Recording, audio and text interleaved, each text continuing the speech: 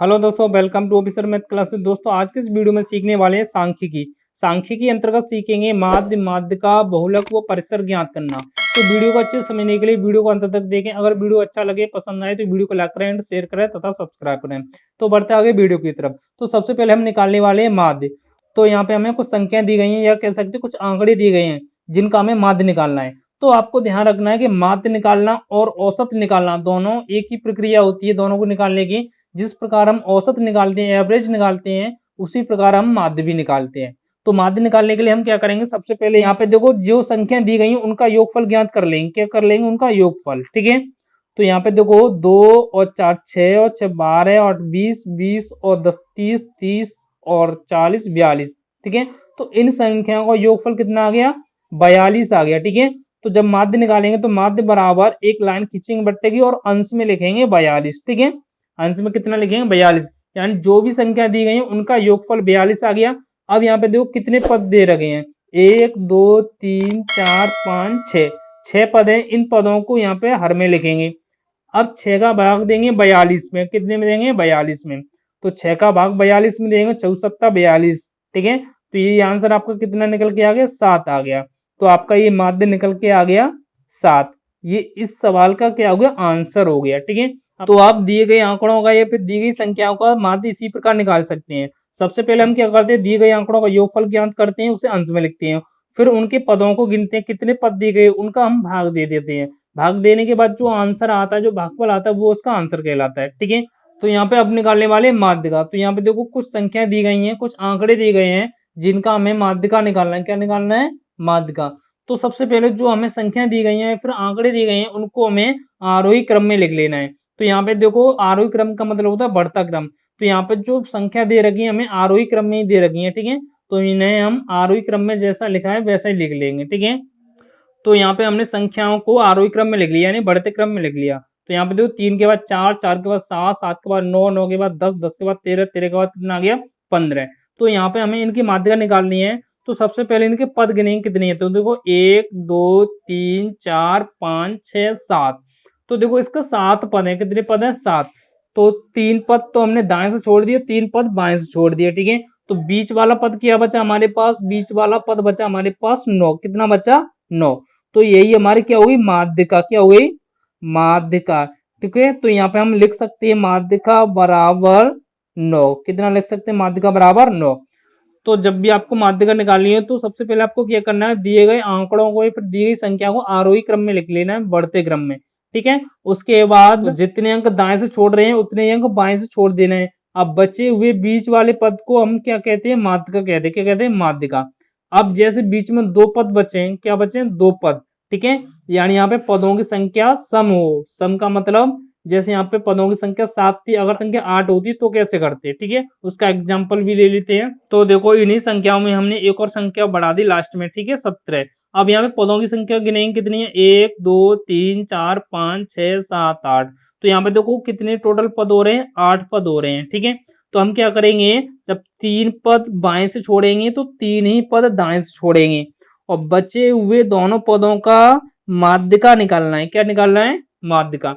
तो सबसे पहले हम यहाँ पे लिखेंगे माध्यिका। क्या लिखेंगे? माध्यिका। तो माध्यिका हम निकालने के लिए क्या करते हैं, जो बीच में पद बचे हुए हैं 9 और 10 उनका योगफल ज्ञात करेंगे। क्या ज्ञात करेंगे? योगफल। ठीक है। तो 10 और 9 कितना हो जाएगा? 19। 19 में ही 2 का भाग दे देंगे। कितने का भाग दे देंगे? ठीक है, 2 का। तो देखो 19 में 2 का भाग देने के बाद आ जाएगा आपका 9.5। ये आपके इस सवाल की क्या होगी? माध्यिका। ठीक है। देखो 9 के बाद और 10, ठीक है, इन दोनों के बीच में 9.5 ही आएगा। ठीक है, यहाँ पे। ठीक है। तो ये इस सवाल का आंसर हो गया। अब बढ़ते हैं बहुलक निकालने की तरफ। तो यहाँ पे देखो अब निकालने वाले हैं बहुलक। ठीक है। बहुलक निकालने के लिए हम क्या करते हैं, जो हमारे पास आंकड़े दिए गए हों या फिर जो संख्या दी गई हैं उन संख्याओं में देखेंगे कि जो संख्या सबसे अधिक बार आई है वही उसका क्या कहलाएगी? बहुलक कहलाएगी। जैसे यहाँ पे 1 है, एक यहाँ पे एक ही बार आया है केवल, और 3 भी एक ही बार आया है, मगर 5 यहाँ पे देखो 3 बार आया है, 4 भी एक बार आया है और 6 भी एक ही बार आया है। तो यहाँ पे देखेंगे जो संख्या सबसे अधिक बार आई होगी वही उसका बहुलक कहलाएगी। तो यहाँ पे देखो 5 कितनी बार आया है? 3 बार आया है। 5 कितनी बार आया है? 3। तो ये क्या कहलाएगा? इसका बहुलक कहलाएगा। क्या कहलाएगा? बहुलक। ये इसका क्या हो जाएगा? आंसर हो जाएगा। ठीक है। इसी प्रकार यहाँ पे अगला क्वेश्चन दिया गया है जिनका हमें क्या ज्ञात करना है? बहुलक ज्ञात करना है। तो इन संख्याओं में देखेंगे जो संख्या सबसे अधिक बार आई है वह उसका क्या कहलाए, बहुलक कहलाए। तो यहाँ पे देखो सबसे पहले 2 है, 2 कितनी बार आया है, 2 देखो 2 बार आया है, ठीक है। 2 यहाँ पे कितनी बार आया है, 2 2 बार आया है, ठीक है। इसके बाद देखें 3, 3 कितनी बार आया है, ठीक है। 3 देखें 1 2, तो 3 भी 2 बार आया है, ठीक है। इसके बाद देखेंगे 4, 4 दिया है, 4 कितनी बार आया है, 1 2 3 4, तो 4 4 बार आया है। इसके बाद देखो 5 दिया है, नहीं दिया है। 6 दिया है, देखो 6 कितनी बार आया है, तो देखो 6 केवल एक ही बार आया है, 6 कितनी बार आया है, एक।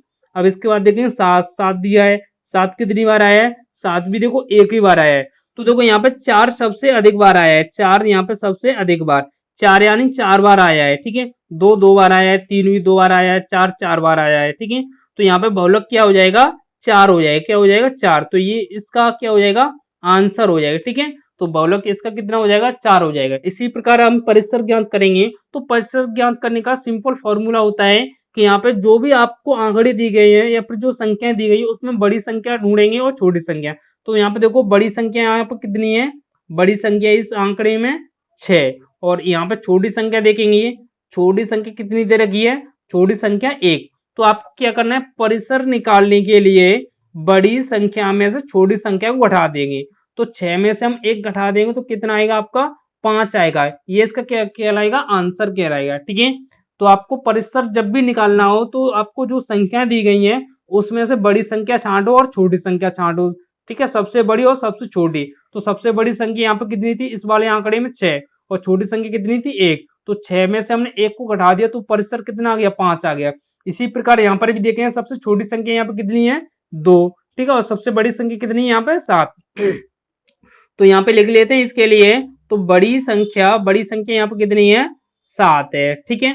और छोटी संख्या कितनी है इसकी, छोटी संख्या यहाँ पर कितनी, 2, ठीक है। तो इसका हम परिसर निकालेंगे, क्या निकालेंगे, परिसर। तो परिसर कितना आ जाएगा, 7 में से 2 घटाएंगे तो कितना आ जाएगा, 5 निकल के आ जाएगा। तो ये इसका क्या हो जाएगा, परिसर हो गया, ठीक है। तो आपको परिसर निकालना बहुत ही सिंपल तरीका से समझ में आ चुका होगा। तो दोस्तों आपको वीडियो अच्छा लगा हो, समझ में आया हो तो वीडियो को लाइक करें, शेयर करें एंड सब्सक्राइब करें। Thank you so much.